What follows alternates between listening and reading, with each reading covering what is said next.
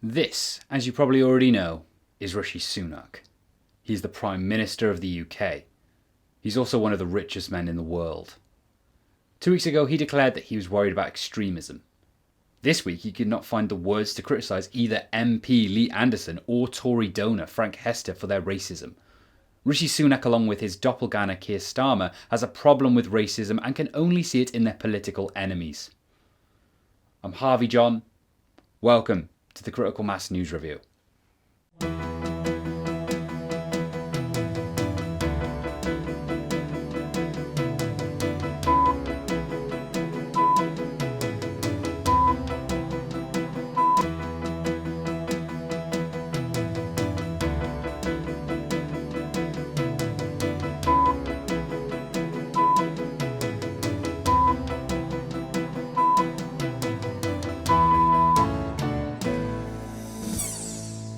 We start with Rishi Sunak's extraordinary appearance on the steps of Number 10 a fortnight ago.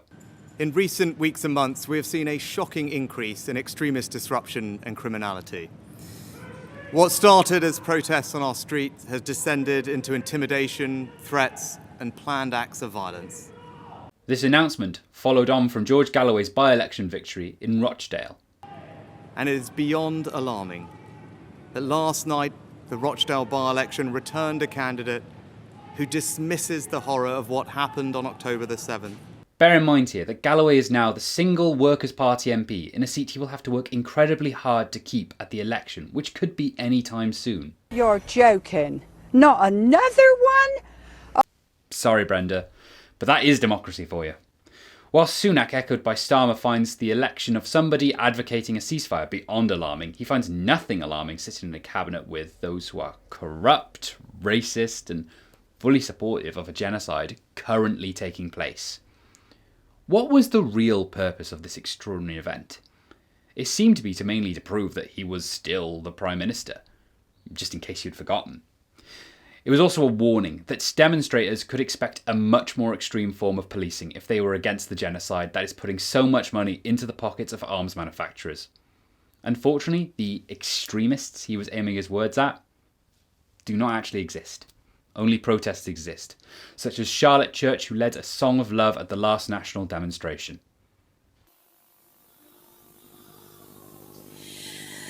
Last night I dreamed 10,000 grandmothers from the 1,200 corners of the earth walked out into the gap, one breath deep between the bullet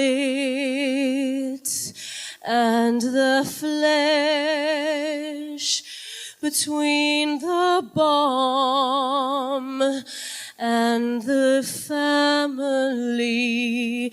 They told me we cannot wait for governments. There are no peacekeepers boarding planes. There are no leaders who dare to say every life is precious,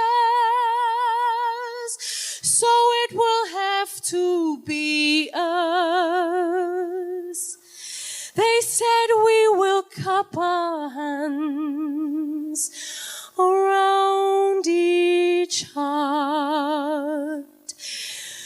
We will sing the earth song, the song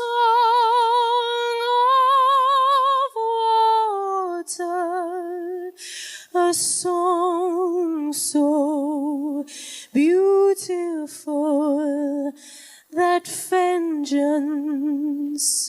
will turn to weeping.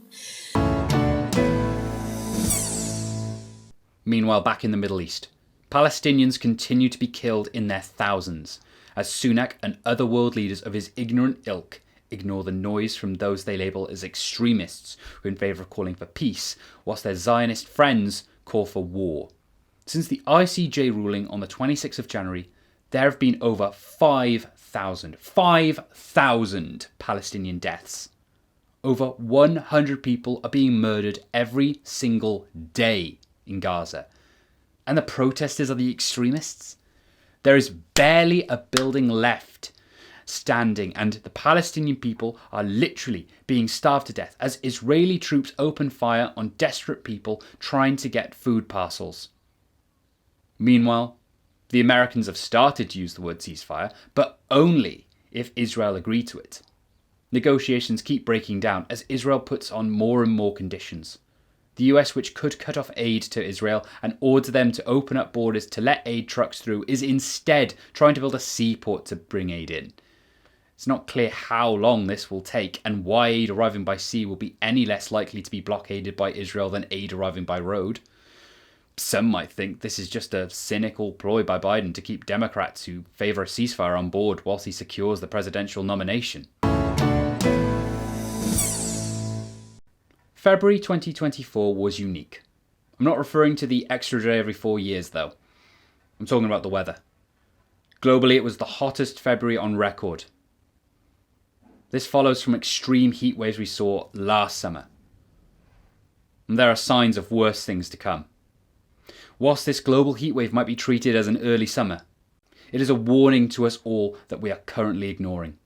Although experts and politicians agree that global warming is real and something needs to be done, there is less agreement on exactly what it is we should be doing. You can go on the internet and find countless videos telling you that those advocating for change in our lives to avoid catastrophe are simply fear-mongering.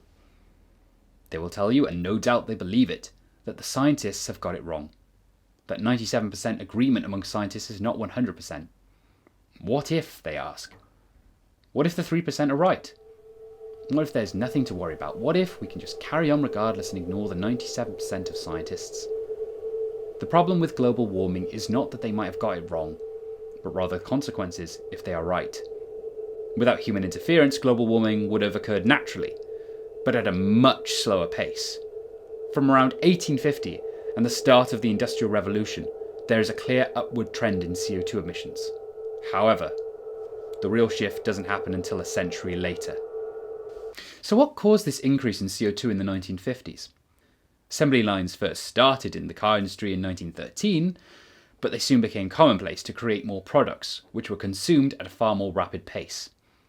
But the reality was that the massive increase in consumerism in the West was built on a philosophy of enjoy now and let future generations pay the cost. This is all wrong. I shouldn't be up here. I should be back in school on the other side of the ocean. Yet you all come to us young people for hope. How dare you? How dare they? With ease.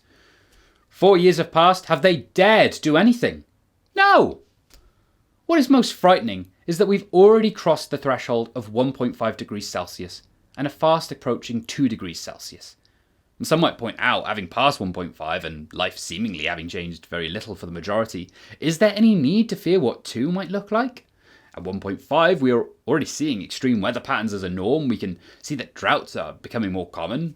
We know that glaciers are melting. But 2 degrees might only be half a degree higher, but it's a staggering difference to how we may survive on this planet. At 1.5, extreme heat is 4 times more likely, heavy rain 50% more likely, and drought is twice as likely. At 2, extreme heat is 6 times more likely, heavy rain 70% more likely, and from then on it only gets worse and worse and worse. Since the 1970s, some 60% of wildlife has been wiped out. Climate change is wrecking the balance of our ecosystem in ways we will only see many more animals extinct. When it comes to global warming, more than 60% of greenhouse gas emissions and up to 4/5 of land, material and water use stem from household demand, with the most affluent countries bearing the greatest responsibility. Climate change is not an accident. It's not natural, not at the speed which it is occurring. It is a consequence of the way we live our lives. But mainly, it is a product of a system which relies on economic growth as its driver. What is fueling climate change is the carbon emissions produced by industrial processes that are intrinsic to global capitalism. There are very few parts of the globe where consumerism does not exist and capitalism does not reach. People are aware of climate change. They know that it could be catastrophic. Yet on the eve of COP28 conference last November, when asked to list their main concerns by YouGov, only 23% chose the environment in their top 3.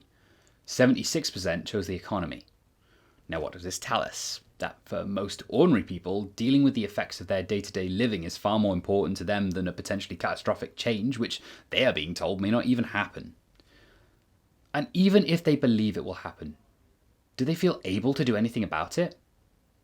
In that same survey, when asked who could do the most to impact climate change, 14% put individuals could have a big impact, 48% believe governments could do so, and 43% saw the responsibility being in the hands of big business. The majority of people would support tougher restrictions, but at the same time feel that they personally are doing enough. In short, they feel that it is others who need to do more, not them. Consumerist-driven capitalism is fueling industrialization, which is responsible for global warming. But those who benefit from mass consumption are loath to give up their lifestyle to save the planet.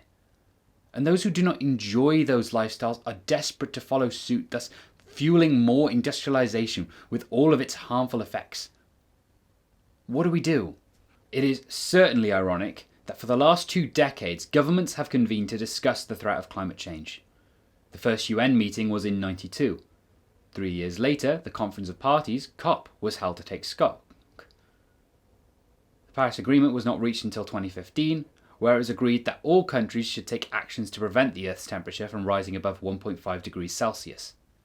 The Climate Action Tracker, a website that monitors how well the world is doing, shows that nearly 1/3 of the globe is critically inadequate. In other words, doing very little at all.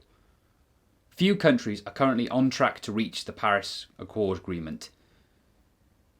In so many cases, there are policies in place, but no plan to actually implement them.